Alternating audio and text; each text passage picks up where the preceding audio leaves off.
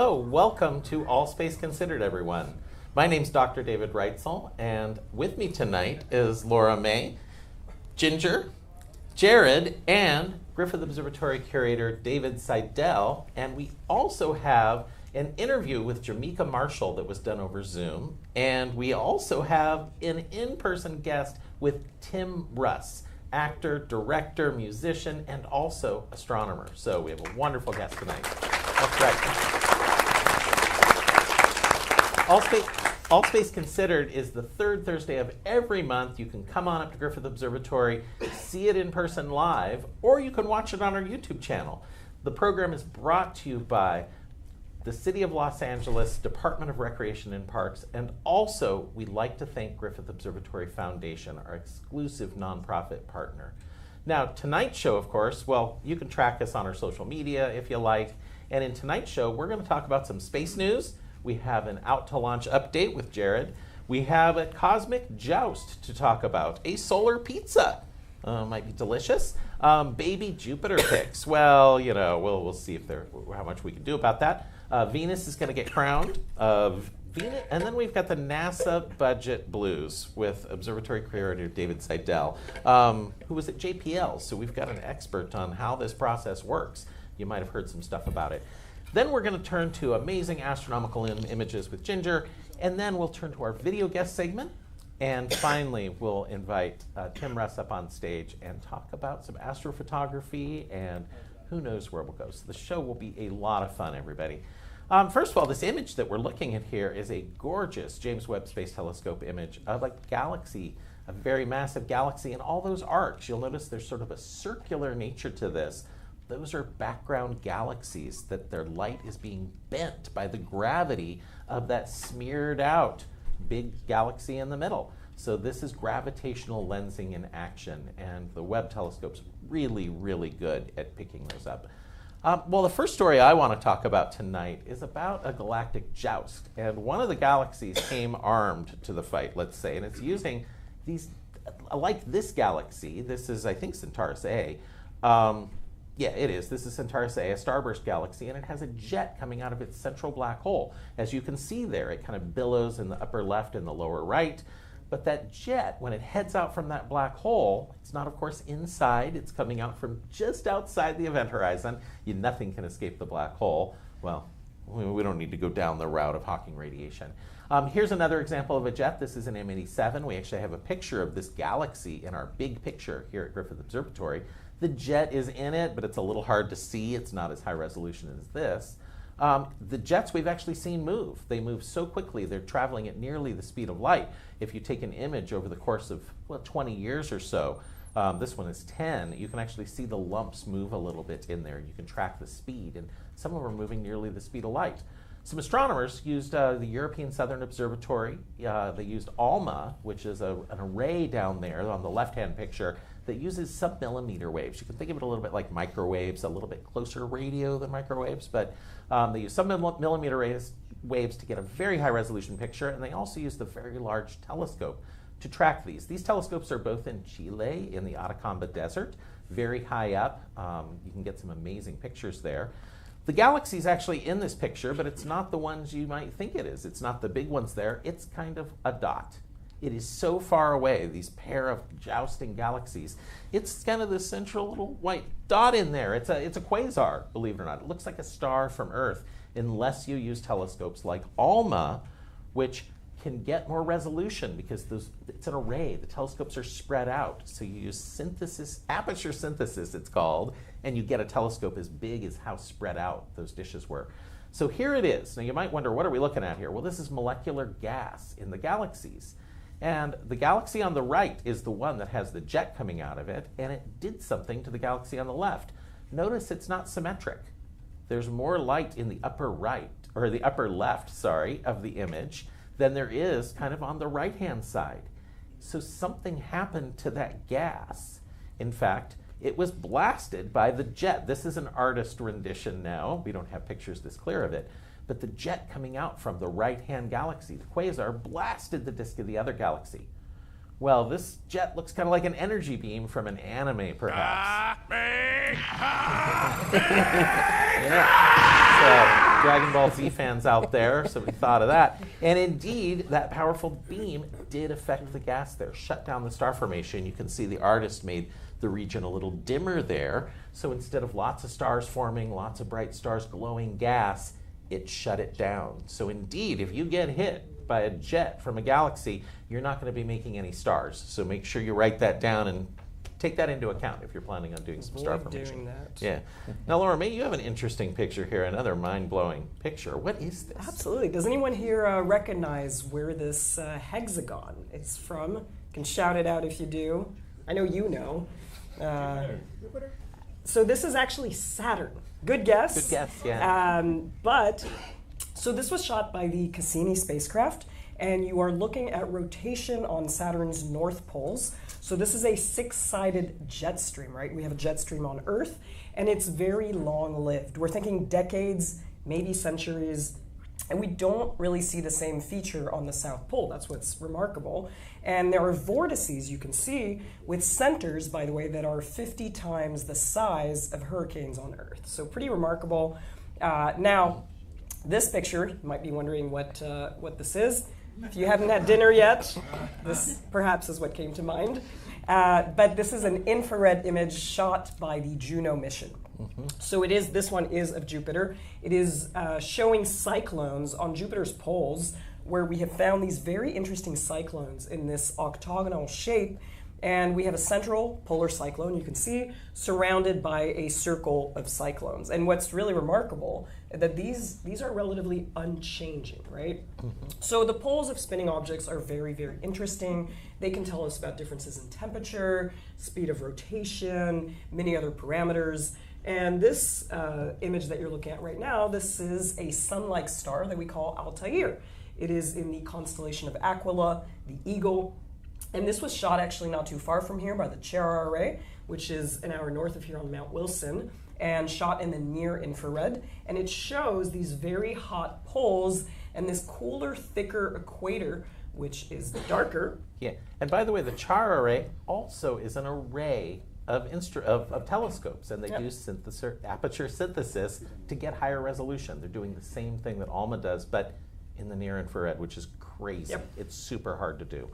And they do a lot of stars in particular. So here, poles can give us really interesting information on the magnetic fields, right? So right here, this is another image from CHERA. This is an image of a star called Zeta Andromeda, and it was shot again from CHERA. And you can see those darker regions on the poles.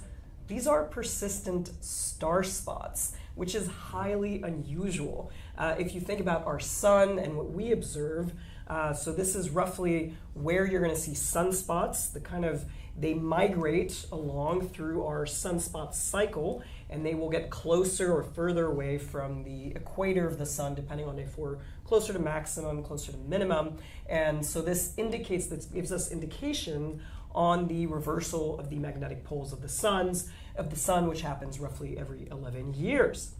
So there's a couple of missions right now that are very close to our sun. So you'll notice the Parker Solar Probe that we've spoken about before, and of course the European Space Agency's Solar Orbiter, which is shown here in green. And all of these, by the way, are complementary missions, right? They have different instruments, they work in tandem, sometimes do similar observations. And here is a very, very remarkable image that we just got. It is the first ever image of one of our sun's poles. So we've never been able to see this. We cannot see this from our vantage point.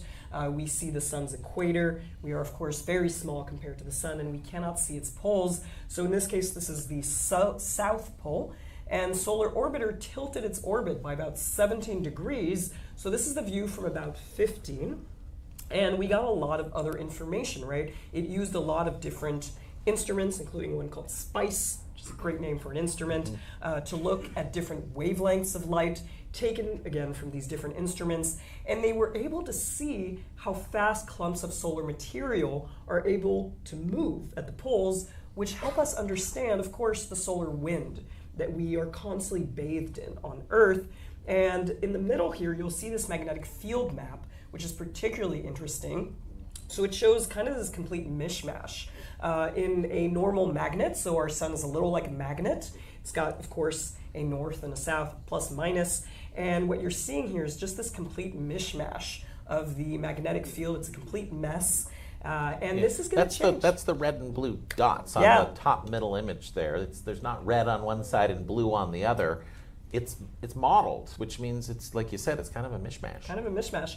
And this is going to change over time. So the good news is we're going to get a lot more data. This is our first image, but you can see here, so we just had that first solar pass at about 17 degrees, and then we're going to be able to go lower and lower and get more and more images until 2029. So very exciting. We'll get more of these, and we're also going to see it again at different points in the magnetic cycle of the sun. This is going to give us really precious information. But at the moment, we're not seeing any persistent storms on our sun's pole. So Nope. no solar pizza. No solar pizza. No solar pizza. But we'll see what kind of mysteries. And this is just, the image has just been released.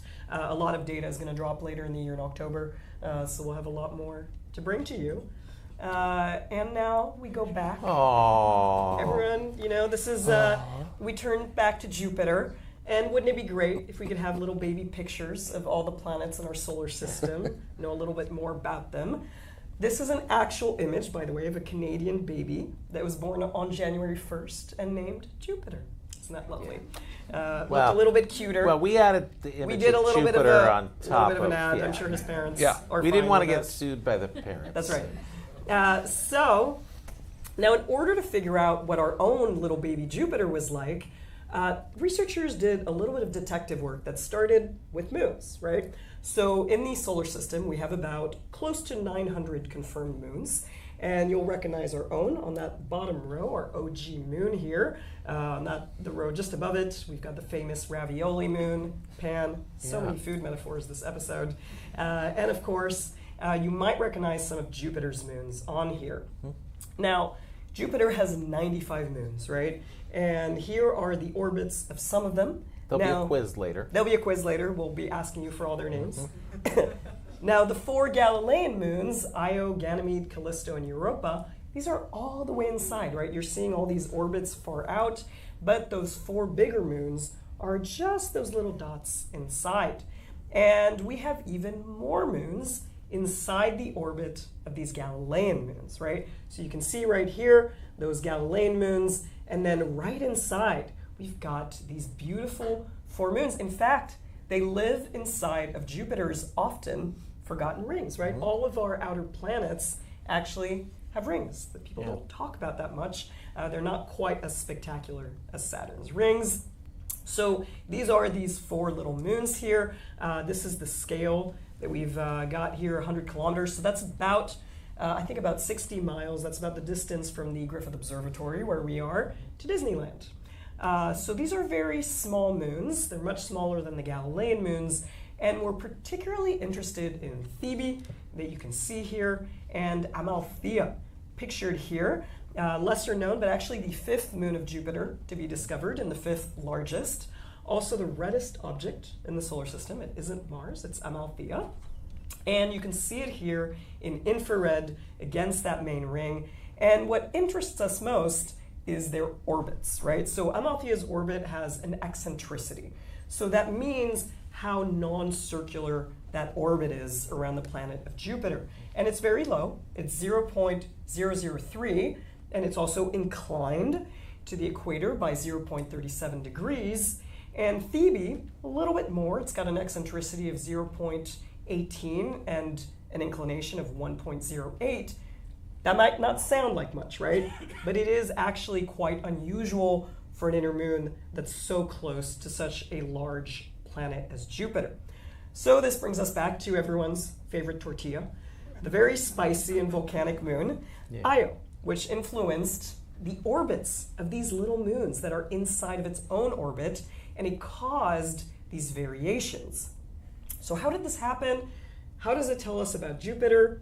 Well, our next player is actually Jupiter's magnetic field. So currently it is one of the largest structures in the solar system. So this is the size of its magnetosphere if you could see it from Earth, right? So keep in mind, Jupiter, very, very far away, much farther away than our moon, but that's how big you would see its magnetic field in our night sky. And here is our stage. So this is the protoplanetary disk. This is an illustration, of course, what our solar system would have looked like at the very start of it. And Jupiter would eventually have had enough mass to have its own disk of material within that larger disk. And this would have led to some very, very interesting interactions. Like you can see the planet that's below, the forming planet that's below the star, has a little disk of material around it. There's stuff spiraling onto it, so it's a disk within a disk. So hang with us, folks. It's all going to come together. It's all going to come together, I promise. So within this disk, the magnetic field would have created what's called, and I'm sorry for the long science term, it's called magnetospheric truncation, right? Long, complicated term, but it essentially means it would have created an empty space where material could not have accumulated. It's almost, you can think about it as being pushed out by this magnetic field at about 3.5 to 4.5 radii of Jupiter, right? And this is pretty common, again, around stars, right? As Dr. Reitzel said, we've got disks within disks, so sometimes similar mechanisms can occur. So you can see here a little clearer that there's a clearing of all that material. And figuring out the size of this cleared area was very crucial in determining how fast Jupiter was spinning very early on and its size. So, thanks to the orbital configuration of these little tiny inner moons, it gave us an idea of how they would have migrated in their early history and the size of that magnetic field, which then help us determine the rotation speed, the past size of Jupiter, and the size of its magnetic field. So, by the way, this can also connect to a paper from 2 years ago, if you follow all the Jupiter stuff, that explained lunar migrations on why Jupiter's rings are so tiny compared to Saturn, even though it's much more massive. And then this brings us to what we have today. Much smaller Jupiter, much smaller magnetic field, and of course, a little bit of different placement for those moons and migration. Now, just as a reminder, Jupiter, of course, the largest planet in our solar system. This is the size difference between our beautiful Earth and Jupiter. And we think that it might have been roughly about this size. So about 2.5 times the size that it is currently. Different density, of course, and a different structure inside of it, perhaps a much stronger magnetic field. And we find planets like that. In fact, exoplanets, right? These are planets in other solar systems. So this is a nice kind of way to connect to also exoplanet discoveries. We call these, what do we call them? They have such an interesting... Cotton candy planets is one name for them. Puffballs. Puffballs, puffy planets. Puffy planets. So the story here is essentially that, and this was done by Konstantin Batygin, who's been on the show before, Dr. Batygin. Really fun guest to have. We might invite him back because, anyway, I don't want to jump to his other result for a second, but he had to use the magnetic field, had to use the positions of these little moons, the fact that they were not quite where they'd be expected. If they were found closer in to Jupiter today, that would mean Jupiter was probably smaller in the past and the magnetic field wasn't as strong. So he's inferring all these things about Jupiter based upon the positions of these little moons, their eccentricity, how squishy their orbits are, and their tilts. It's kind of amazing to be able to do all of that. Now, of course, people will doubt this, so we'll stay tuned and see if somebody writes a paper that says, no actually, this is why it's not true, this means Jupiter was only whatever. So always remember, we're reporting on papers and things that people have written, but this is how science is done. There's a poll back and forth on it all. So we'll see. Will this hold and continue to be believed? Yeah, we don't know. But for now, it's neat to think that baby Jupiter was twice the size of Jupiter today. That's a little opposite of how humans work. So, neat thing. Also informs our models of how we think planets form. We've got two kind of competing theories. We've got and so this confirms a model that's called core accretion, where we think that things kind of slowly accumulated over time. So it's an interesting add-on to planetary formation. Well, anyway, but disk instability will be a thing too. Yep. Anyway, hang in there. So the mostest. So every month, well, we've decided to go with it every month because every month there seems to be another thing that's the biggest, the mostest. There were so many this month. There were a bunch this month, so we aren't reporting on all of them, of course. But this month, what do we think is the mostest? It's a... Yeah, we had many candidates. We had the coldest exoplanet, a new farthest galaxy, but we picked a new extraordinary image that's a visual feast Wait, this is an old image, though. This is an old image. So some of you may recognize this. This was the very first Hubble Deep Field. So this was shot in 1995. And the Hubble Space Telescope stared at this tiny little seemingly empty patch of sky for about 10 days and produced this image. Which, by the way... Just a point of clarification, the Hubble might have stared at it, but it was JPL's wide-field planetary camera that took the picture. Absolutely. That's right. That's Credit right. where credit is due. And this is, Woo! yeah. JPL. This is with pick 2. And so this patch of sky, by the way, this image contains about 3,000 galaxies, right? Just a few. And there are now over 25 fields that have been shot from various telescopes, somewhat inspired by this. So we settled on the largest, most detailed map in the universe to date to bring to you as our mostest. It's called the Cosmos Web Field. So on the left, you're going to see the size comparison on the sky. So keep in mind the Hubble Deep Field, which is written here as HDF, really small patch of the sky. So this is a much larger area, several times the size of the full moon on the sky.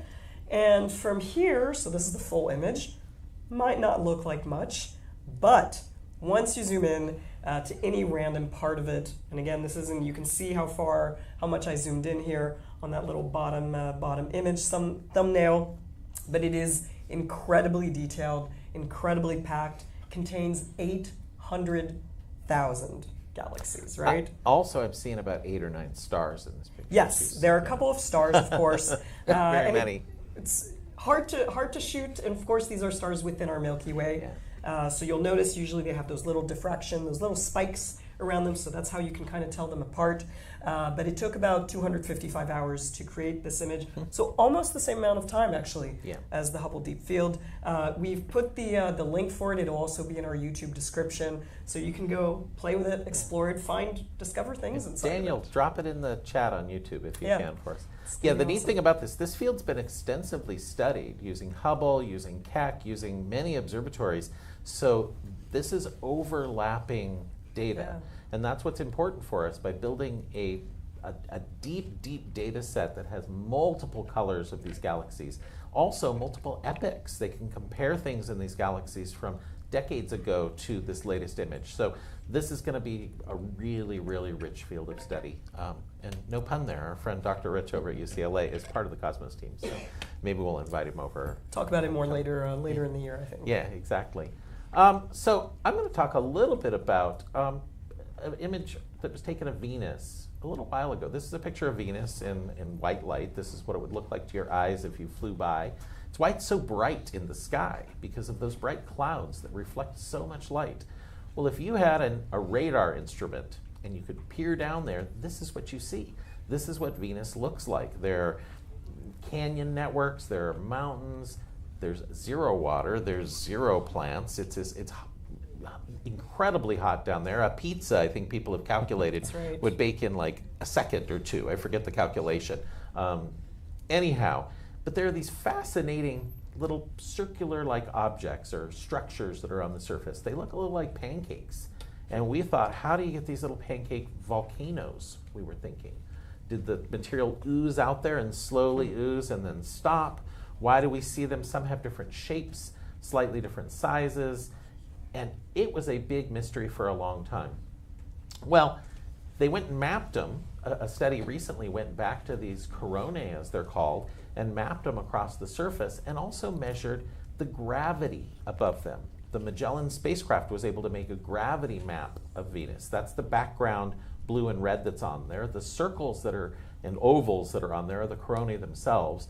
The colored ones are active. They think they actually still have some kind of moltenish material near the surface. The ones that are filled with gray or hashes, those are probably extinct. They think those are no longer active sites of kind of volcanism, really. These are like volcanoes of sorts on Venus. Now the study, here's 3 examples of them. The red lines indicate where they decided to try and fit a function to it. They thought, well, let's measure the height of the surface across that red line. Let's measure the gravity in that region, and let's see if we can take all of that and make some fits. So you can see in the top, they've made some plots, and the red is the model, and the black can be the data. And you can see what they do. On the far left is the black and white picture. In the middle is the topography, so that's the elevation. And in the far right, that again is the gravitational map, so how strong the gravity is in that region. When you take all of that and model it, you're able to build a picture. And when you look from left to right, that's one model on the top. The gray part on the very, very top is what you'd see at the surface. The blue is blue is cutting down into the planet itself. So the green line there that I'm doing with my laser is the surface, and notice materials being pulled down into there. And then lastly, there's also temperature on there. In fact, I think the blue might be the temperature map. In any case, these are showing different things. The main reason I'm showing you this is not that you're going to understand all of it. It's really that the scientists have put a lot of thought into this model, a lot more than this cartoon picture that's easier for us to understand. And that's why we have the cartoon pictures that are a lot easier. But the scientists, they do it the full amount. They're really digging in there to understand. But what's happening? Well, you have a plume of hot material centered on here that goes upwards. And that material hits the surface crust and spreads out. And then it'll loop back down and be pulled downwards, a little bit like a convection cell. The material's rising in the center, and then it sinks along the edges. Sometimes it'll actually pull crust material with it and make these little droplets of crust, of lithosphere, that go down into it. You can have embedded plumes that the lithosphere does not form droplets, and then you could have a plume underneath that's not even pushing into it. It's almost more of a dead one. And then lastly, the lithosphere can be subducted, a lot like subduction here on Earth as well, where it doesn't break off in teardrops. Each of these different processes forms a different type of structure on the surface. So they could explain all the different coronae that they had seen if they invoke a slightly different mechanism of what's happening underneath, and also a different age. Ones that are very, very young will look a one way. Ones that are very old will look a little more eroded, a little bit more old. The atmosphere on Venus is so thick. Any motion of the wind at all, it's like water flowing over the surface. So it really does erode the surface quite quickly. So here's a little video that was taken. This is based on data from the Magellan spacecraft, from those radar observations. Keep in mind, light doesn't easily penetrate Venus at all. But they made a flyover, and here are some of these little coronae, and you can get a good picture of what they look like. Let's see here. I know I need to click it, but there we go. So there are longer movies like this, of course, available for you to take a look at if you do Magellan, flyover, and search for them. The NASA site doesn't seem to be hosting them so much anymore. I guess the web space is just too expensive these days, disk space. But these are a national treasure, really, these sorts of resources for folks to have on hand and to be able to go back and reanalyze against their new models. These were new models. They compared against old data. So this is the reason we have national science programs, so that scientists can have access to these sort of data sets. It's really incredible. Now, there's a proposed mission called Veritas that will have much higher resolution than Magellan did. And in fact, here's the lower plot is the number of coronae it should be able to pick up. Crowns, by the way, which is a name for crown, so Venus is being crowned here. The top images is what Magellan was able to see. So imagine the fly-through video we could make with a Veritas, a radar imager, and Da Vinci, and all these missions that are slated to go to Venus. But David, how is it looking for these missions? Not good, according to the current president's proposed budget. Yeah. So both Veritas and Envision and the NASA, which is a European mission, and Da Vinci, which is another U.S. mission, are not funded according to the proposal. Yeah. So if you care about Venus, stay tuned, and we'll talk about the steps of the NASA budget and where it stands and how that's going to happen in just a moment. But first, Jared, we have an out to launch with Jared. Oops, what's going on here? We forwarded too much. I had forwarded to our slide. So there's your favorite font, too. Thank you, Dr. Reitzel. I appreciate it. Now, we were going to ask you if you could recognize that launch. That launch? That's Falcon Heavy, definitely. Is that, that's not Arabsat, is it? I don't know. I don't know which one it is. Could But I know it's a Falcon Heavy. See, you got that much right. See, And I think there's only been recognizes his 2 launches. nighttime Falcon Heavy launches, Only if I 2 recall nighttime. correctly. So. All right. Well, this month, what do you have for us? Oh, I've got just a little thing that happened last night. As you know, SpaceX, they're testing their Starship program. And they had a little... Oh, did it not? There it is. Yeah. It should be click to play, I think. They had a little fun thing happen last night during the testing phase for it, and we'll see if we can actually show it to you. Oh, why is it not playing? So, well, All just like right. SpaceX last night, we've had an anomaly another as well. anomaly as well. But theirs, while ours is just going back and forth in slides, theirs kind of look like the practical effects for Oppenheimer too, coming up. So, essentially, while fueling the ship, it exploded, for lack of a better term. And we'll have to see what will happen coming up. Flight 10, this ship 36, was supposed to be the booster, the actual Starship that would fly on Flight 10. I think they're delaying that a little bit now based on that. Okay. So, yeah. All right. Well, thank you. And I don't know what happened when I moved the slide. That's very strange. It's all good. Working before. Well, now we're turning to the NASA budget. So, introducing Griffith Observatory Curator David Seidel. Thank you for joining us on AllSpace this month. And you were previously at JPL for how many years? Right, so I spent 35 years at JPL managing, at the end, the education office there, which I was caught up in the second round of layoffs that JPL had at the end of last year, had to downsize due to impacts of previous budgets, which I will not go into, but it had to do with the costing and the hold placed on the Mars Sample Return Program. But I'd let it known that I was kind of okay to go. So I consider myself having volunteered to be fired into retirement. So that worked out very well for me. And then the opportunity to be an interim curator here came up, which has been fantastic, having a great time. And then the observatory will be on the hunt for a permanent curator as well. I'll just go back to Jared's slide there. You can see the credit at the bottom. So NASA Spaceflight, which is not a NASA site, had a whole bunch. They covered it live, and then you can also find their streams on YouTube as well. Yeah. And there's increasing analysis. Scott Manley always does a terrific job. So just imagine the screen, and a moment later it goes completely white. That's sort of what happens. Basically what it is. All right, so Laura May and David, they had pizza and tortillas on the menu. What I have for you is basically sawdust. So this is... As you heard, there's as you know, I mean, it should be every year, is a budget process. And it's supposed to be a 19-month process of establishing priorities and running through a whole series of analyses back and forth between the Office of Management, Budget, and federal agencies, then advise and consent of Congress, and then the President, through the Office of Management and Budget, submits a proposed budget, the President's proposed budget. And as the saying goes, the President proposes and Congress disposes. And what that means is that the President says, this is the budget I'd like to implement, and then Congress has hearings based on that budget and the priorities of the administration, but also receives input from lots of different sources, and then determines through appropriations bills what the budget's actually going to be. And I've left out a whole bunch of back and forth where it goes from OMB back to the agencies, and then there's reclama and a whole bunch of things that happen. But it's supposed to result in budget bills being passed and signed by the President during the summer, basically, and then going into effect on October 1st, which is the start of the fiscal federal new year. And that doesn't happen anymore. So what happens, we have continuing resolutions. And what that means is that there is no budget, and so the last approved or appropriated budget is the one that you continue to use.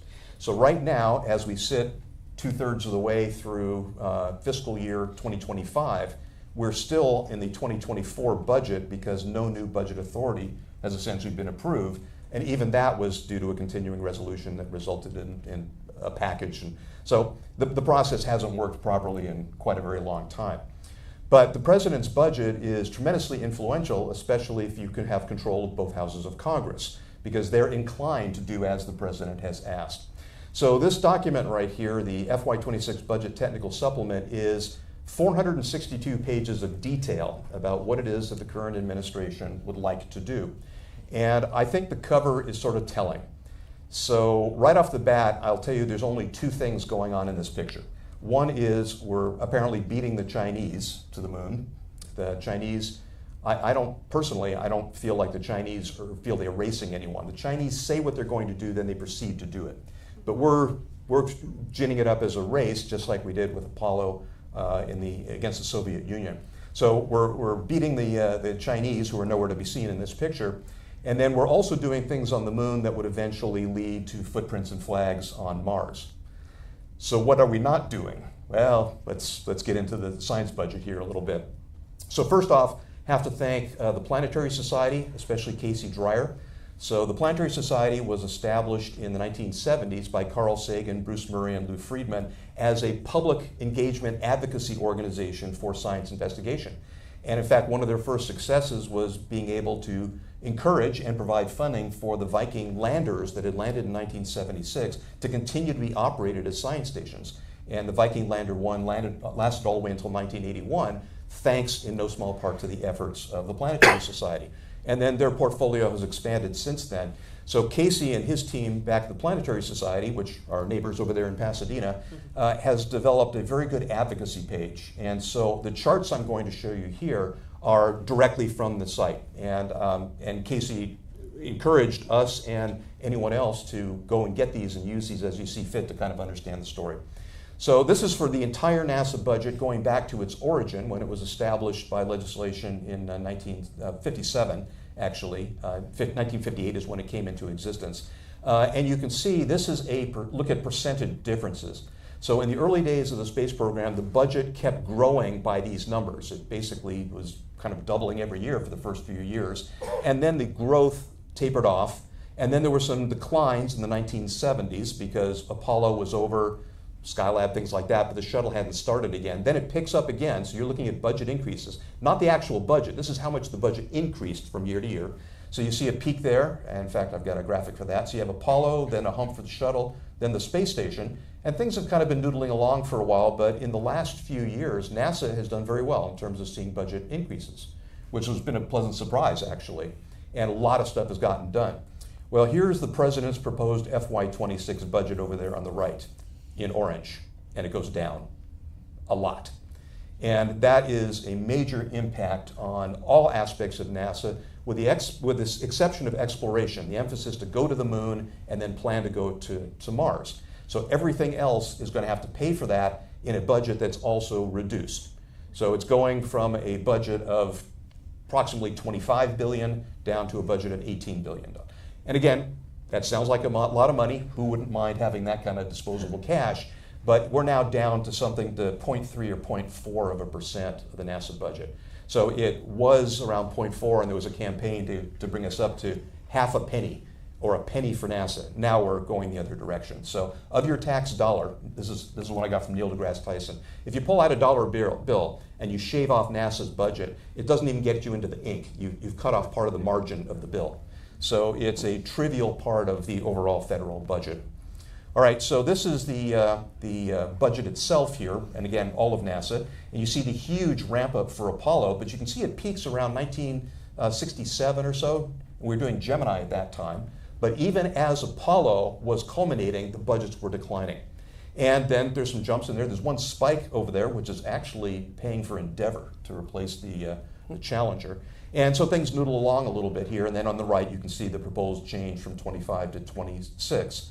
And you'll notice if you track that line back to the left, we're looking at a budget. This is controlled for inflation. This is adjusted, so these are real comparison numbers. We're back to a budget that we had in 1962. And that was when NASA was still trying to figure out how to do a space program and flown some but not all of the Mercury missions. So this is a game changer, to say the least, if this budget goes through. Here's switching to NASA science. This is a whole different story here. We've never seen a cut like this. And one of the things that's perplexing is that there's universities around the country that are receiving NASA funds. So David talked about the research dollars that come to do new research and expand on it.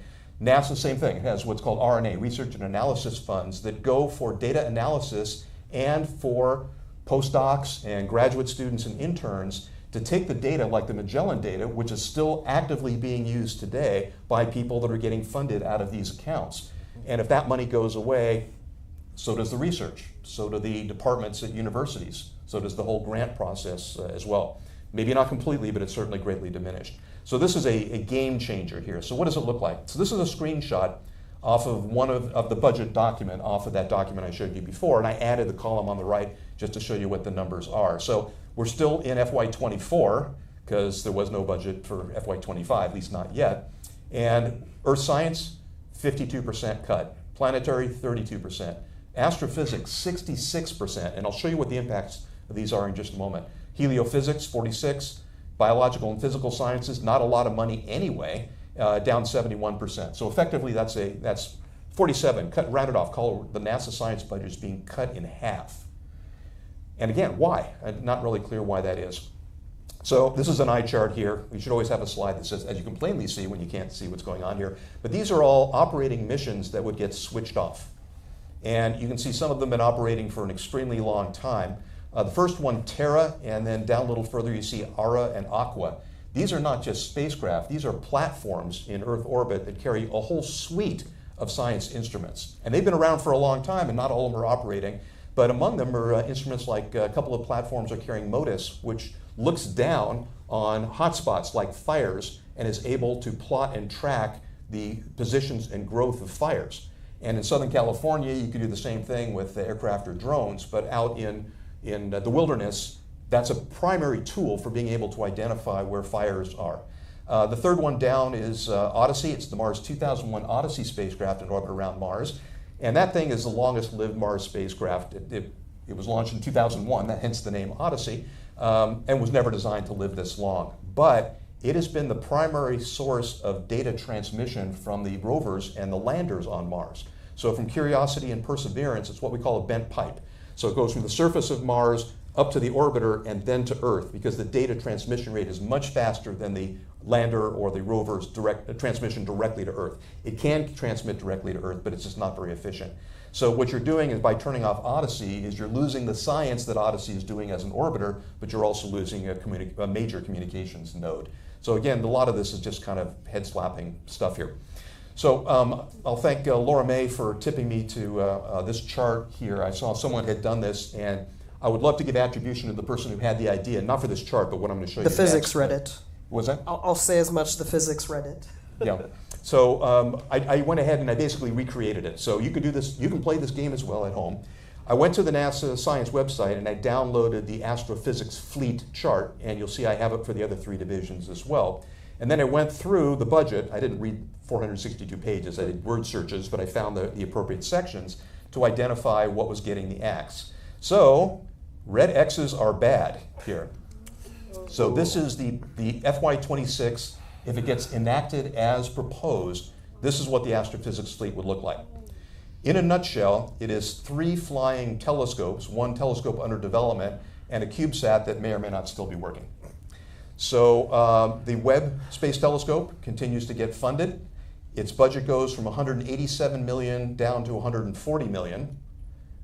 Where that comes from, I'm not really sure. And then down to 130 in future years. Hubble is still on here, thankfully. Its budget goes from 93 million down to 85, and then a couple of years later down to 80.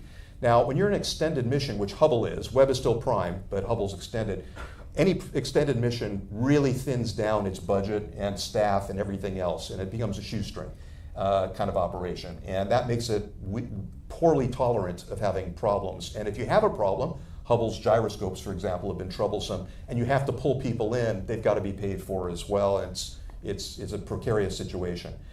SphereX was just launched and is starting to check out, and I'm sure we'll be talking more about SphereX here coming up. And fortunately, the Roman Space Telescope, which is going to be a game changer for exoplanet research, dark matter, dark energy, things like that, that is still in the works, it's still on the ground. It's getting close to get ready to go. I'm concerned that its budget will be trimmed to an extent that it's going to push the launch date out. And anything you push out later in time ends up costing you money. So it's a false economy to just say, well, I'll spend less this year and kick the numbers down the road. So this is just terrible. Also, Chandra gets knocked off here. Yeah. Many of these instruments are complementary. Yeah. They work together in order to make discoveries, and it is necessary because they observe in different wavelengths. Yep. Absolutely. And so David, you talked about when you showed the picture of, I guess it was Centaurus A, where you see those plumes moving over time. You've got to have instruments that are observing that for 20 years. In the case of Earth science, sometimes it's 50 years, and this continuity of data and the multispectral aspects of the contributions that are provided are tremendously synergistic. And when you're an operating spacecraft, all the money that went into development and launch and everything else is already paid for. It's been paid down. Yeah. And so you're talking about a tiny fraction. Another mission here is SWIFT, for example. So SWIFT is, thanks to its name here, identifies very sudden transient events and then is able to announce that in a way that allows other space-based and ground-based observatories to then focus on that data.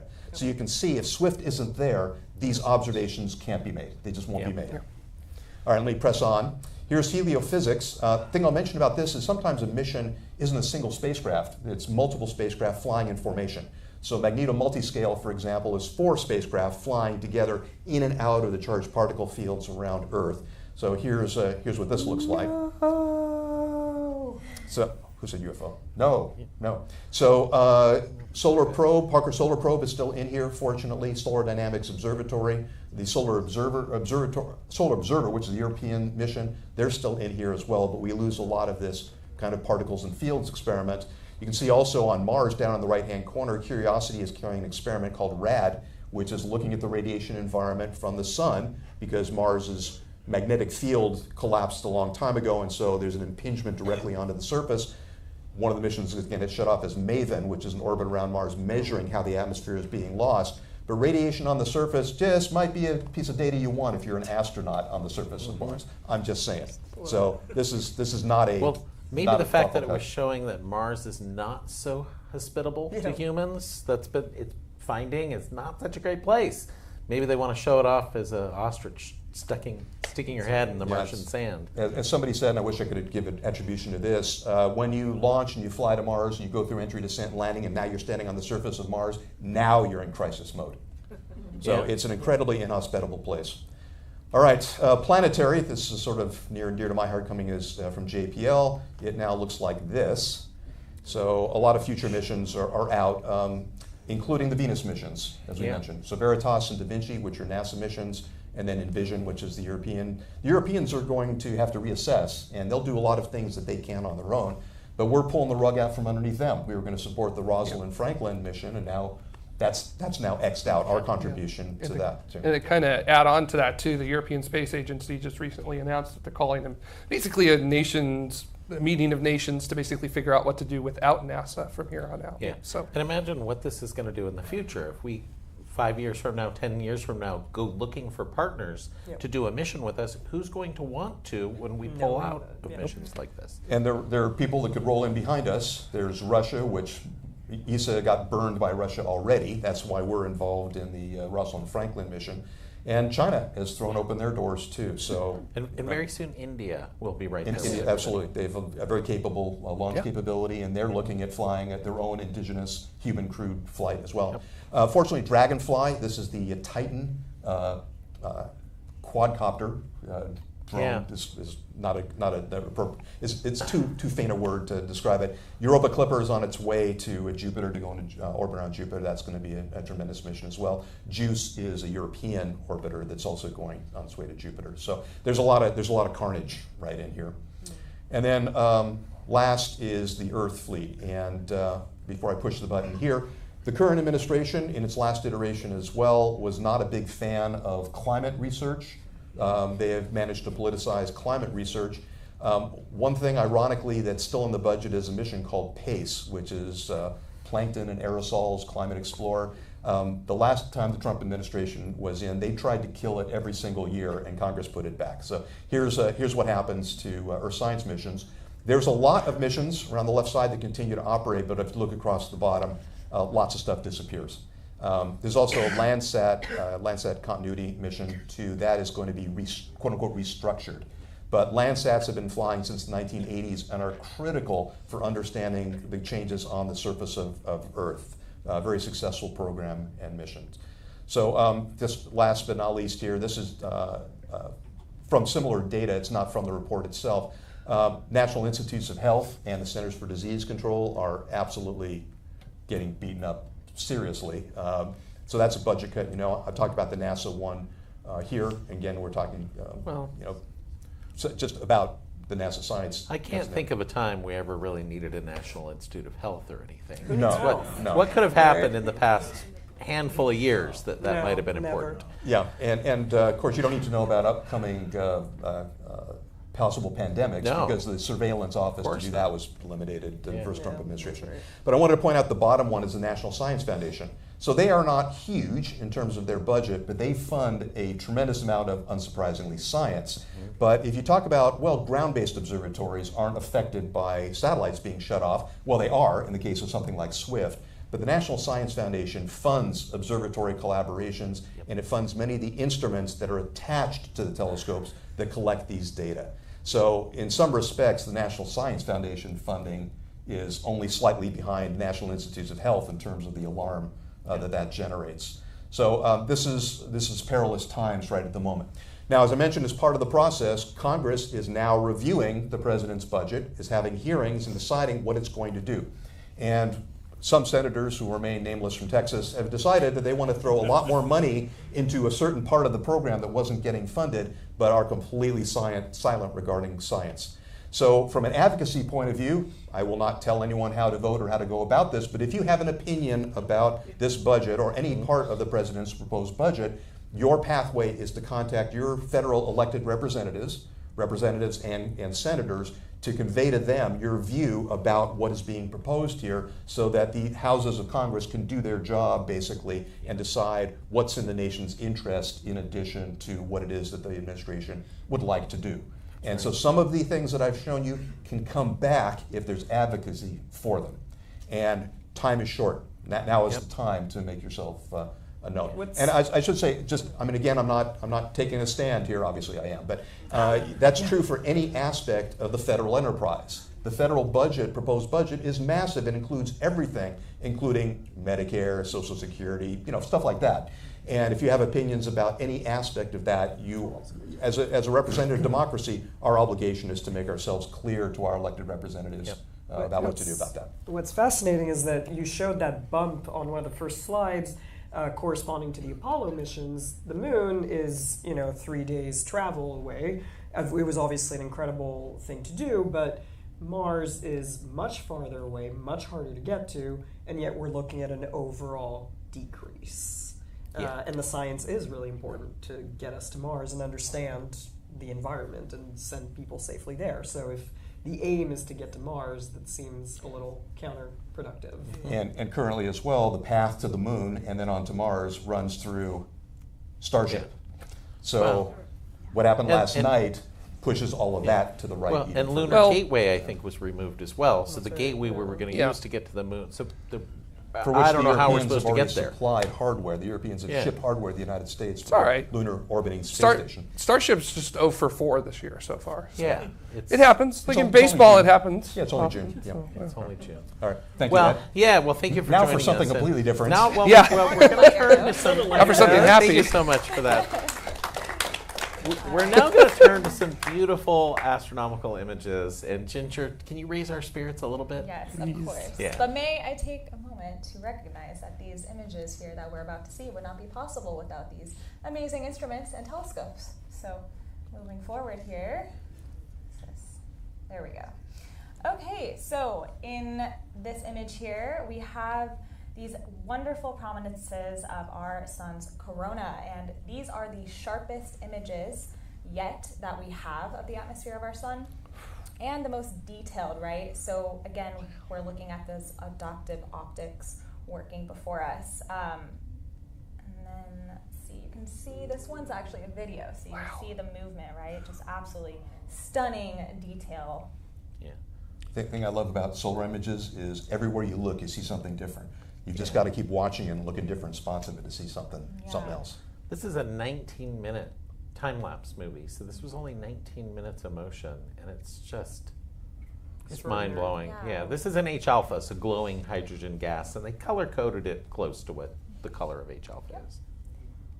And then, let's see, we've we've got some wonderful images from one of our own staff members here, David Pinsky. Take a bow, David. These are taken, he's right here.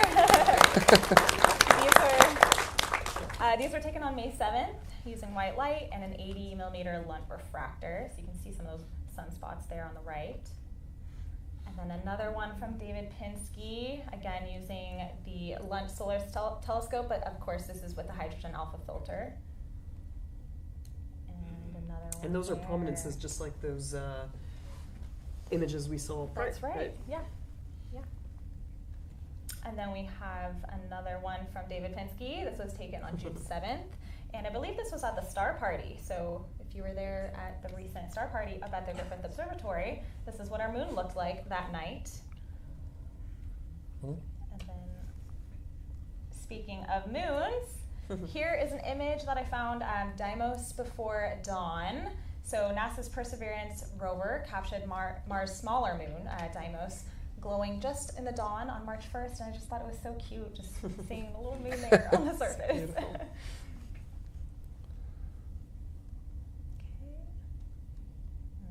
Forward.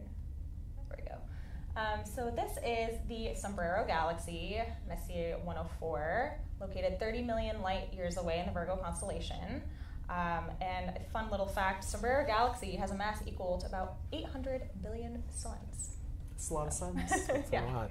It's big. And a Hubble image spiral galaxy, NGC 3511. See those spots of red hydrogen emissions in very active regions of starboard. And then another one, I thought this was cool, record-breaking cosmic structure discovered in a colossal galaxy cluster.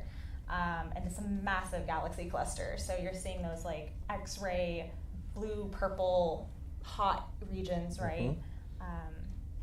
Pretty cool image.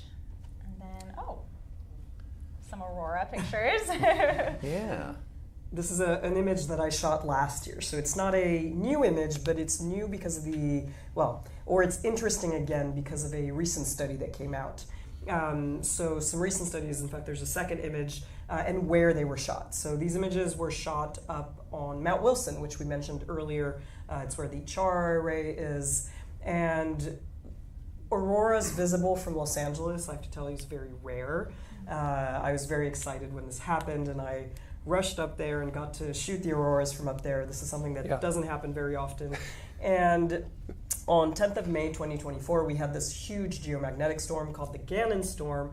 And so there was a lot of citizen science that happened, a lot of images, a lot of science. And it was discovered that these colors are actually quite unusual. I've seen a lot of green aurorae, a lot of red ones, but you might notice that we've got this kind of magenta color.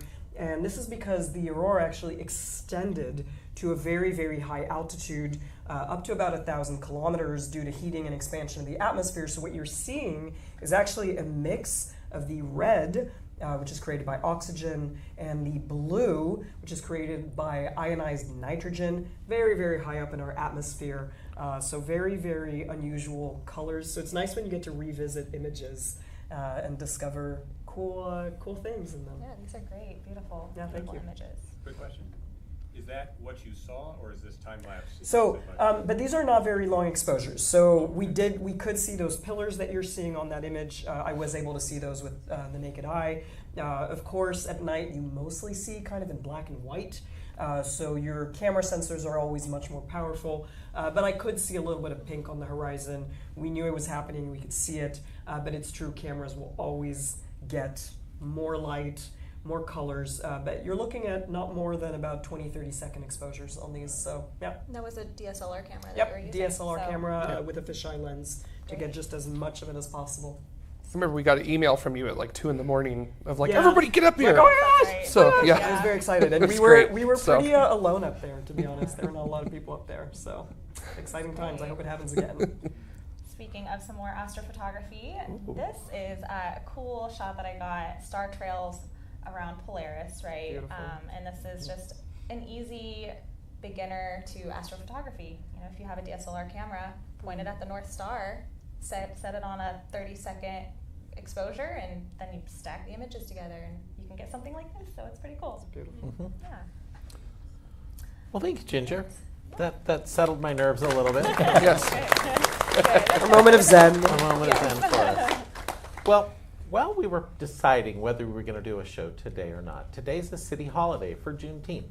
And we thought, well, why not? There'll be people visiting the observatory. We could do a show.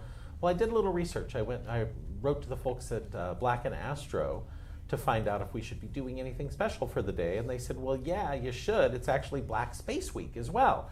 And they had several events that were going on this week. I know most of these are in the past, but there's a couple of them coming up. One on Friday there you can see, one on Saturday you can join in on. So there were events all week long that were happening, and we decided, well, let's join in. We didn't get officially listed on their page or anything, but we thought, let's do something to honor Juneteenth and also to take part in Black Space Week a little bit by shining a spotlight on some folks that have made contributions. And one of those folks is Jamaica Marshall. She's part of Shadow the Scientists. And we did a video interview. Laura May and I interviewed her just yesterday, believe it or not. And I put together this little 10-minute video. So those of you here in the audience, we're going to watch a video. Those of you at home, we hope you enjoy this interview with Jamaica. With us today for a very special interview is Jamaica Marshall from Shadow the Scientists. Jamaica Marshall is in Hawaii and is the coordinator for Shadow the Scientists that connects people with the telescopes and projects in Hawaii and allows them to watch what's going on. But Jamaica, welcome to the show. Thank you so much, David. Thank you so much, Laura May, for having me. Yeah, now Shadow the Scientists, for folks that don't know, what does that allow people to do? So I'm so grateful to serve as the Shadow the Scientist Programs Manager. And what we do is offer an immersive virtual learning experiences for students and for people actually of all ages, but especially for students to spark their interest in STEAM careers and to strengthen their foundational skills and knowledge that's necessary for success in these professions. Our sessions allow participants to engage directly with university and industry professionals while they are exploring how these topics relate to real-world issues and community challenges. I saw one, I connected to one that was on a boat, I believe. That's right, Laura May. Yes, we have moved outside of the field of astronomy to include oceanography, and that was probably one of the sessions that you saw where we're connecting directly with the geologists on research vessels as they are studying Earth's paleoclimate by analyzing the ocean core samples, which is amazing. And so, yes, we cover geology, oceanography, microbiology, ecology, kind of the range of STEAM fields. So now folks can log in over a Zoom chat like we're interviewing you on, and they can actually watch the scientists control the instruments and take data and see the images coming right off of the telescope as they're taken. I'm not wrong on that, from what I remember. David, you're absolutely right. What was your favorite one that you've hosted? Do you have any favorites that you can tell us? They're all your favorite children, but which is your favoriteest favorite?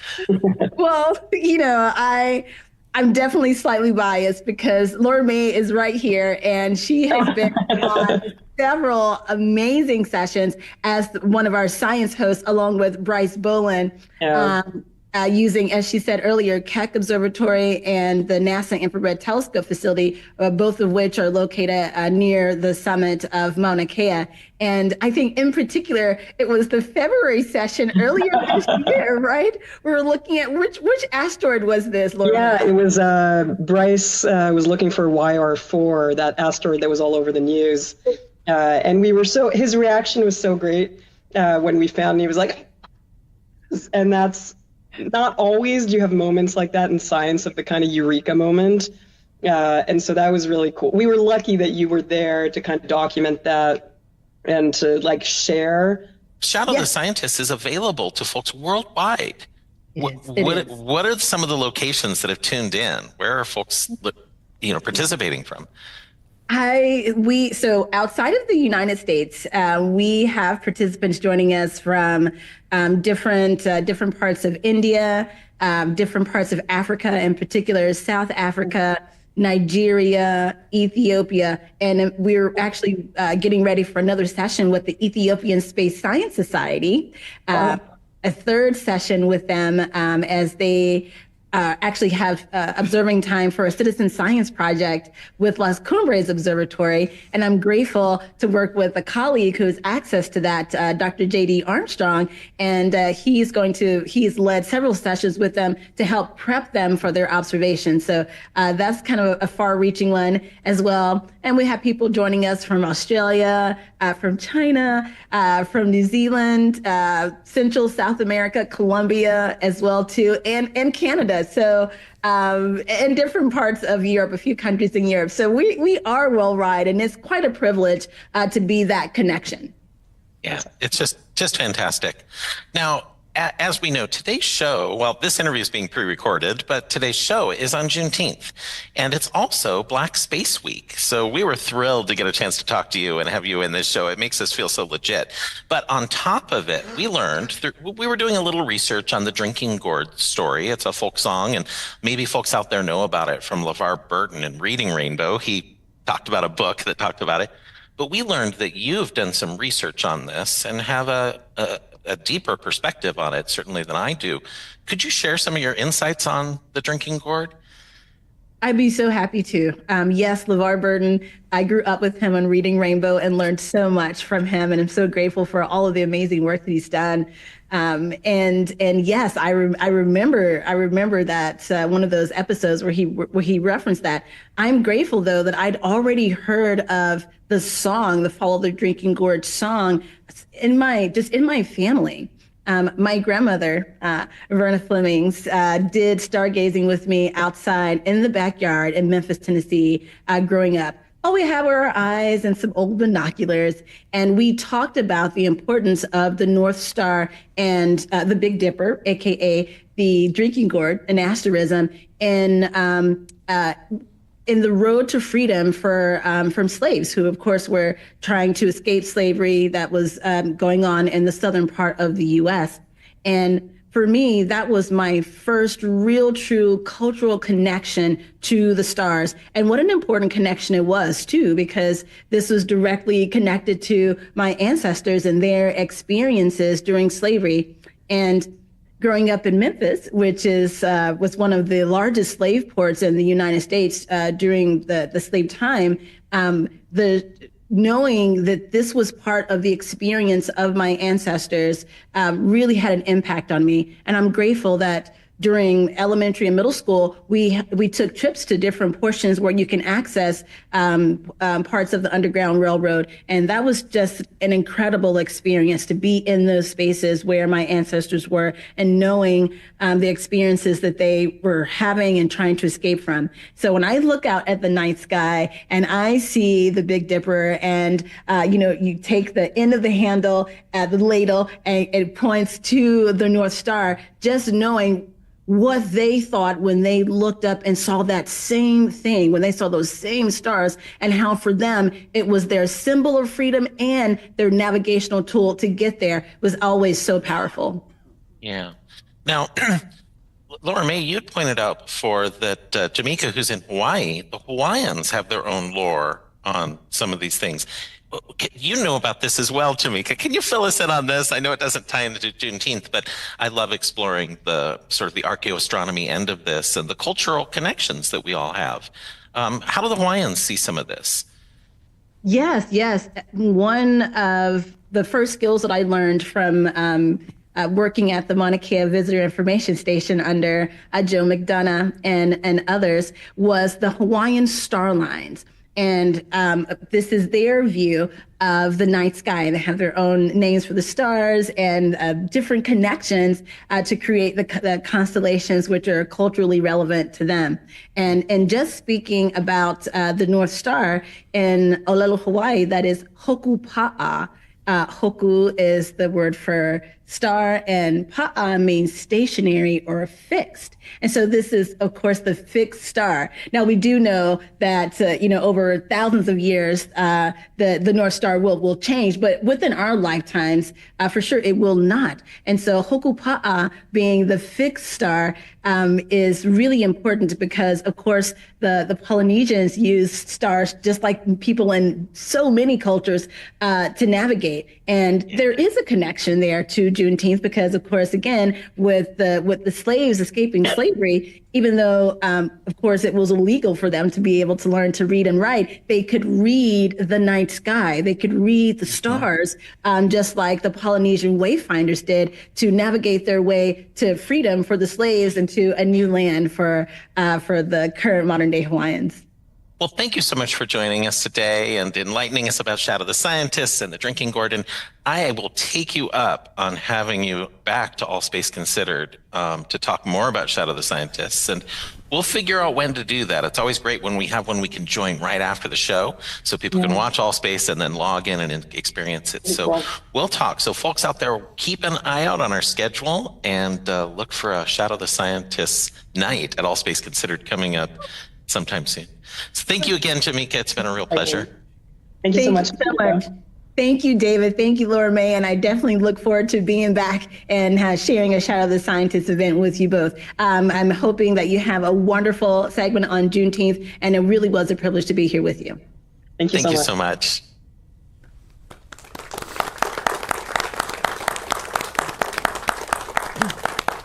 Yeah, there was a lot more to our conversation. We spoke to her for about 20-25 minutes, and I think I'm going to ask our video production coordinator to make a longer edit of this, so hopefully you'll be able to see more of the conversation that was a little wider ranging.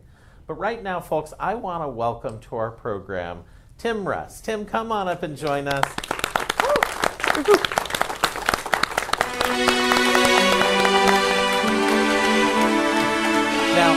Now we heard a little bit about LeVar Burton, and now we have Tim Russ here, connection from Star Trek, but this music's not from Star Trek. This is something else. Make sure you're unmuted. Yeah. So now, what are we listening to? That's just one of my songs that I wrote a while ago and recorded. I've been in music for about 50 years, and it sort of parallels the acting career as well, sort of caught on or caught up to it over time. But I've been playing music for a very long time, still playing up to today, still playing live. Wow. And what's your band called? It's just right now it's Tim Russ Crew. Tim Russ Crew. On my webpage and my Facebook page as well. Yeah, fantastic. Yeah. Well, you are multi-talented, as many folks know you, of course, as an actor. You played Tuvok on Voyager. Yes.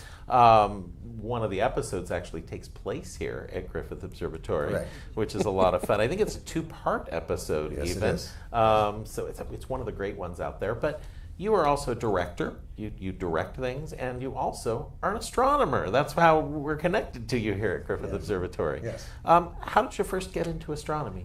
It started about 35 years ago, and it was not. There wasn't any particular event or any person that inspired me to do it. I just decided one day, because I've always been interested in space science, to go out and buy a small wide field telescope. I mean, it wasn't much bigger than this. And go out and look for the planets at the time. And once I was able to see Saturn in the eyepiece, that was basically it. I was hooked, caught the bug, and from that point forward, started learning the night sky, because at that time we did not have consumer available, fully computerized go-to telescopes. It was, you had to basically, get the manual scopes and learn star charts, follow star charts, find out where the objects were in the constellations, learn where the constellations were, and try to find them throughout the year. And I did that on my own.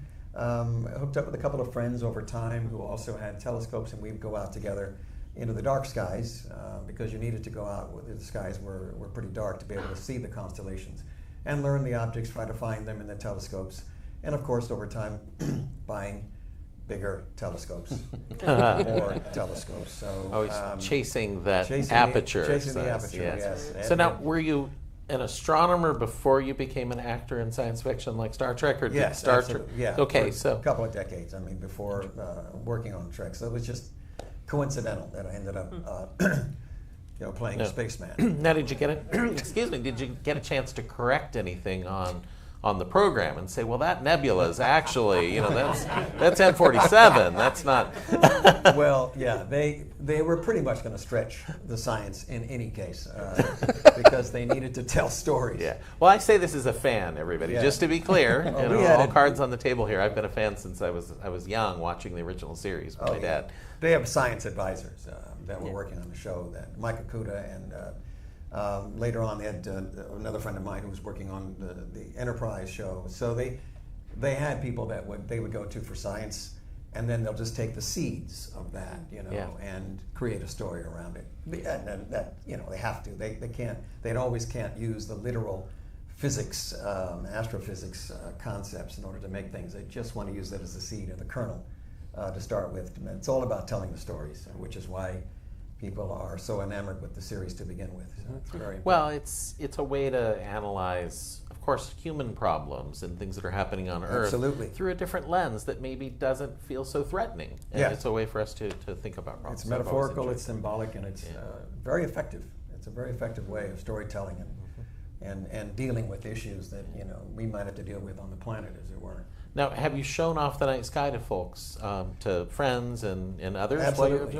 Not only just friends, but I'm up here at Griffith Observatory at least once a month if I can make it and the weather is working out right, for the public star party here. And I bring my telescope up with some friends of mine as well. And we get on the front lawn and set up and let everybody take a look through all of them, and it is a wonderful experience. I cannot tell you how exciting it is because so many people have never even looked at the moon through an eyepiece, just the moon. Yeah. And they're absolutely stunned at the image that they see. And so very, very happy to be able to work with the observatory through Los Angeles Astronomical Society and be able to bring our gear up and allow the public to participate in all of that at night. How long have you been a member of LA Astronomical Society? It's coming on 17 years now, Wow. I think, about 17 years. Fantastic. Yeah. So,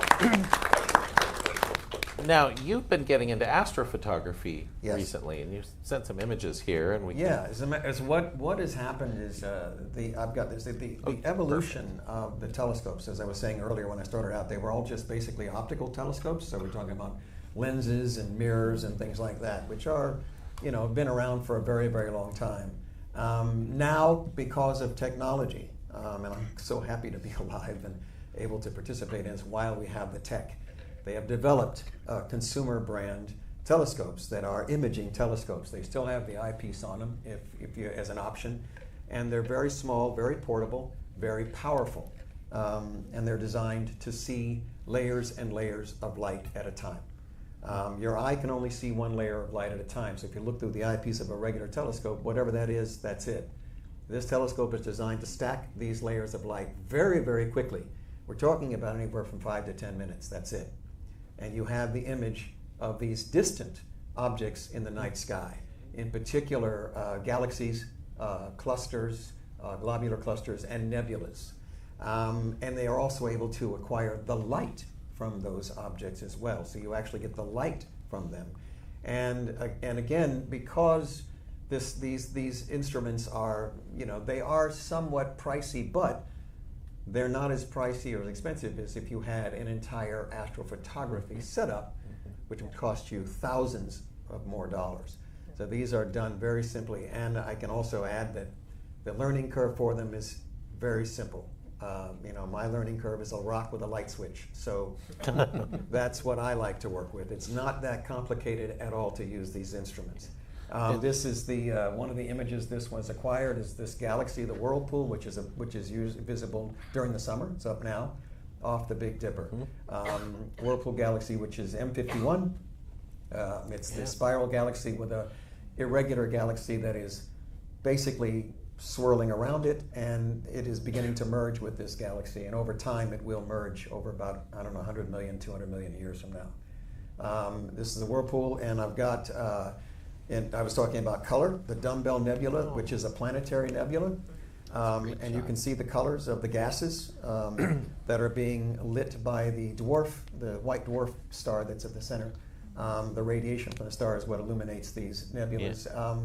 You've got hydrogen, oxygen, nitrogen, sulfur, these gases that are creating the colors of the Dumbbell Nebula. This is also a summertime object right overhead during summer in Vega. And we've got... yeah, you've captured something really neat in that last one, though, because the blue colors take higher temperatures, take higher energy to create. Exactly. So it's closer to the star there. The red on the outside takes a little less energy. So that's why they're separated that way. That's a really remarkable image that you got there. Thank you. This is the Eagle Nebula. And if you'll notice the very center of it are what they call the pillars of creation. And Hubble took a very close image of that. Yeah. And that is where a great deal of star formation, new solar systems are being born right inside those pillars. And they are enormous. They're light years across. These are giant emission nebulas caused by supernova explosions and things. So, and that glowing red, again, is the hydrogen alpha that we were seeing in those solar images that we were looking at. So exactly. You're picking that up as well. Yeah, so the telescope is able to pick these up. These things are amazing. They're only 3 years old, roughly. They just came out. And of course, just like we have, what is it, iPhone? What is it, 22 now? What are we at? iPhone, whatever it is. Something. They're not going to stop developing these. They're only going to get better and more powerful and more accessible to anyone. Anyone can operate these. I mean, literally anyone. You can go on Amazon and buy one of these telescopes today, right now, and be able to go in your backyard in Los Angeles. You don't have to go to the dark skies. You can go right here in Los Angeles because the telescope can filter the city lights out. And create a dark frame to get the contrast in order to see these, plus digital magnification, which is more powerful than the mechanical sort of optical. So now you can get up on these objects very closely. They're not tiny. They're very good size in the eyepiece. Very good stuff to have, and I'm so lucky to be able to just, to have the opportunity to use them. You're also a little bit privileged to be here in Southern California. We have good what's called seeing here, where the atmosphere is very stable. It is. So you're getting very sharp images. Yes, here. absolutely. These are impressively sharp. This is a comet. This is Comet Neowise. One of the reasons I really enjoy astronomy is when I have special events that occur, and so comets that come close by and are able to be seen. Hopefully naked eyes the best, but able to be picked up by the telescope. These are wonderful. I do have to get the coordinates for them every day because they're moving.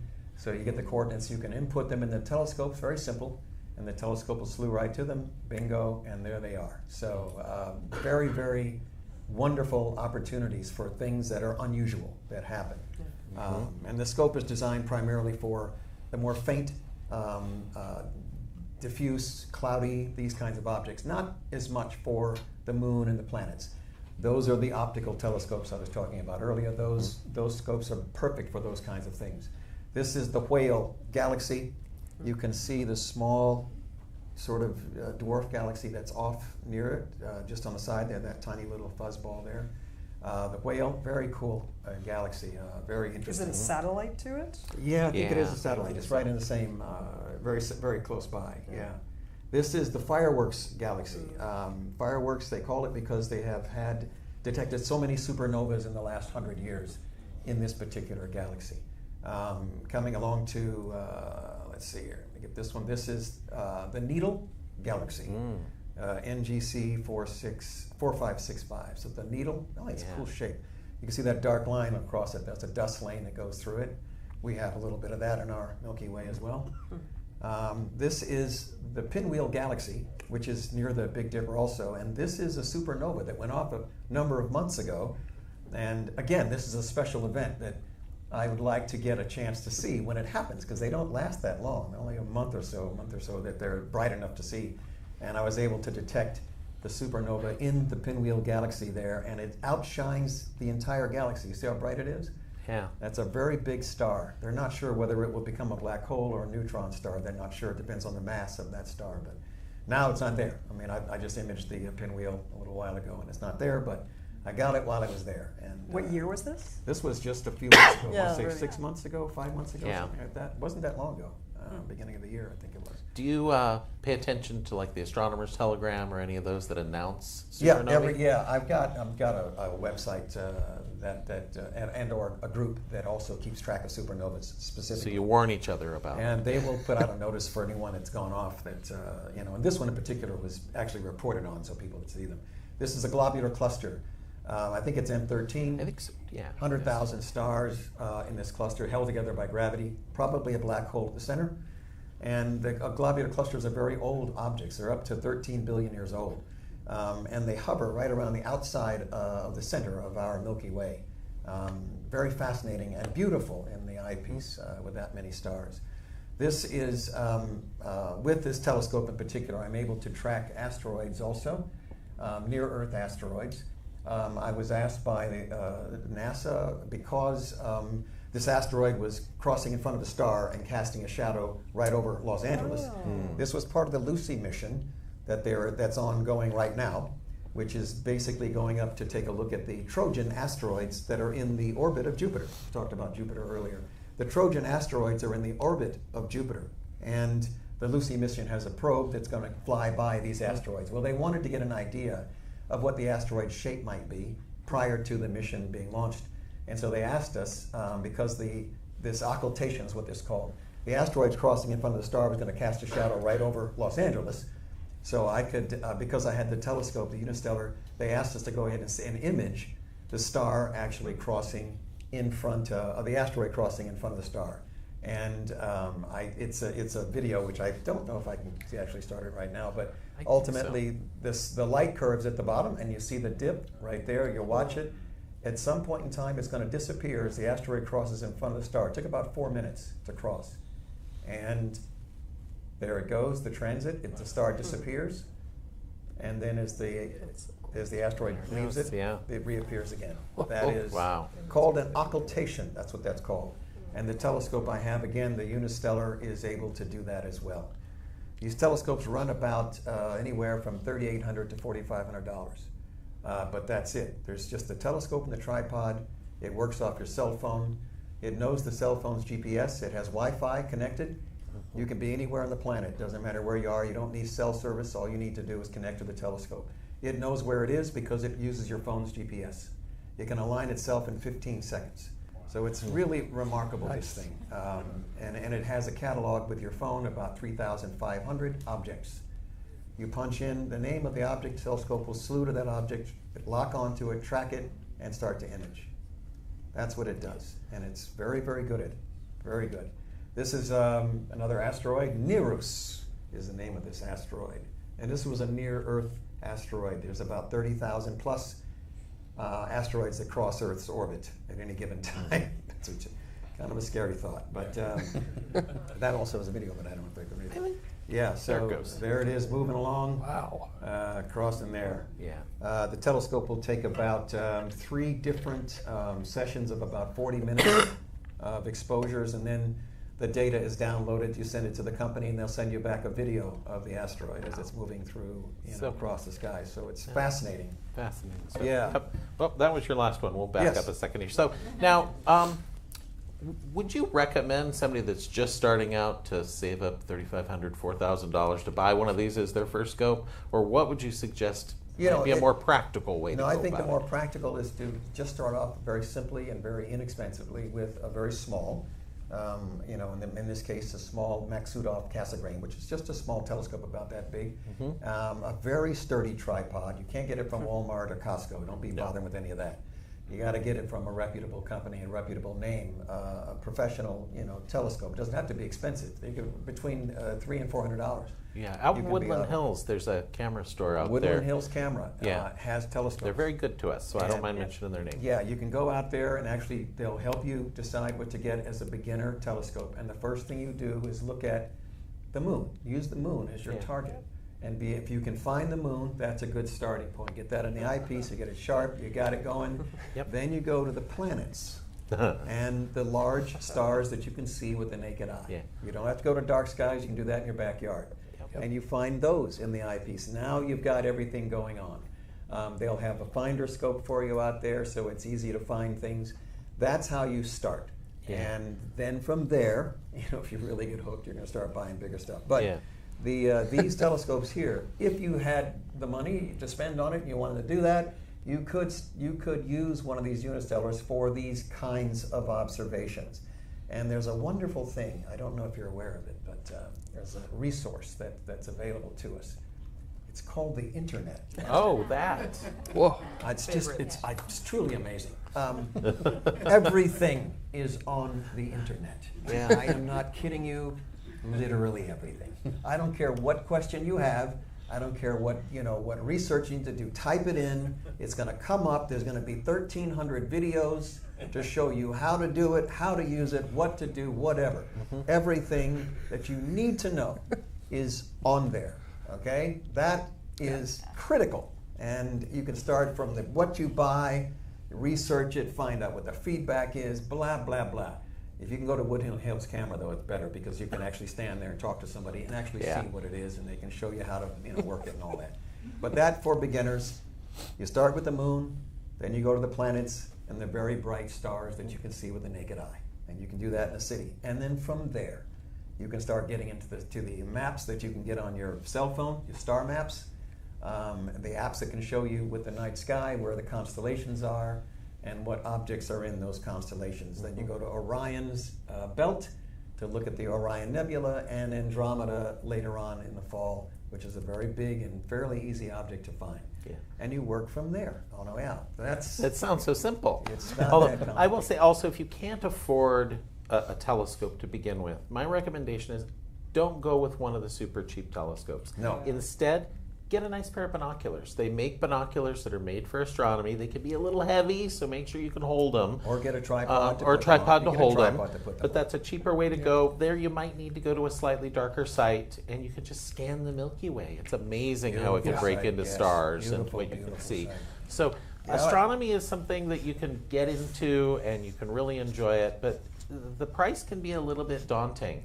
So I recommend that folks talk to people from the LAAS. We have several members on the stage here right now. Always happy. Come up to a star party. Look through the telescopes that are up here already and get an idea of the differences between them. Yes. Because there's how many, 20, 30 telescopes out on our lawn? At least 20 or 30, yeah. It's crazy. Wonderful, yeah. Yeah, and they tend to happen near the first quarter moon. People say, well, why not do it at a full moon? Well, that's bright. That blows out the sky. Yes. So too bright to look at it. So take a look at our calendar. The star parties are on there. Come on up and look through the scopes. So, absolutely. And my hat's off to all of the scientists who are trying to discover exoplanets, planets around other suns like ours. My hat's off to them. They're diligently trying to search, and I'm hoping in my lifetime, maybe in our lifetime, that we're able to discover one that has intelligent life on it. But thus far, they ain't found. That's true. Absolutely. Well, with that, if there are any questions in the audience, anybody have a question for our guests? We're happy to take some questions. Yeah, here in the front. So this image here, or this video rather, there's a little bit of a wiggle as it travels along. Is that the rotation of the object, you think? Yeah, a little bit of it. It's just, when they made the video, because it's 3 separate 40-minute long exposures. It's probably just from that. Yeah. Anyone else have a question for our guest? Because I have one. What's your next telescope you have in mind? You bought this one. What's the next that you have your eye on? There's a big one in Hawaii in the hub of the mountain. Okay.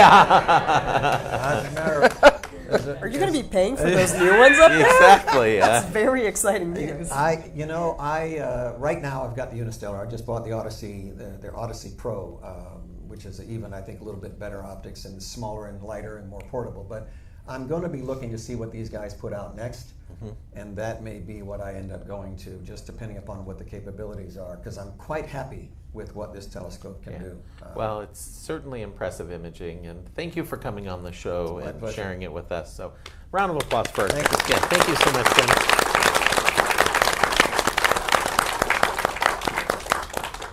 Well, folks, we're just about to the end of our show. Next month, we are going to cover the 246th American Astronomical Society meeting that just happened in June. It was all up in Anchorage, Alaska. the city of LA wouldn't send me to it. I was hoping to go, but maybe next year. But we are going to have Sarah Alamed come back and join us. She is the Planetary radio host and producer from the Planetary Society, and she used to be part of our All Space Considered team. So she said it's going to be like going full circle and coming back to where she started out here with us. And she agreed to present some of these AAS results, the press releases that came out over the last couple of weeks, to all of you. So that's going to be so much fun to have her here on the stage. We're also going to present things like this image. Laura May, what are we looking at? So this is a brand new image. It just dropped 2 days ago from European agency's Proba 3.